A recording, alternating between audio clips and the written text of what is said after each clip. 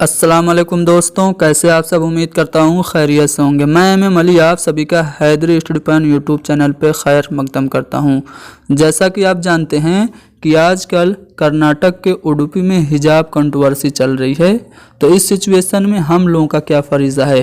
तो as a Muslims हम सभी लोगों का फ़रीज़ा है कि हम अपनी कर्नाटक की उन सभी बहनों का सपोर्ट करें। कैसे सपोर्ट कर सकते हैं, हम तो इतनी दूर हैं।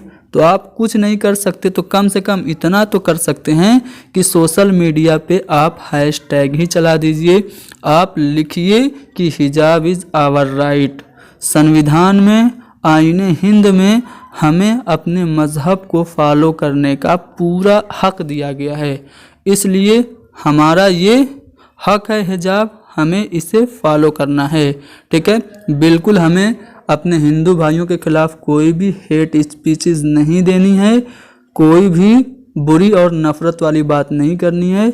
इस्लाम सबसे अच्छा मज़हब है, ये हमें साबित करते हुए बस हिजाब को सपोर्ट करना है।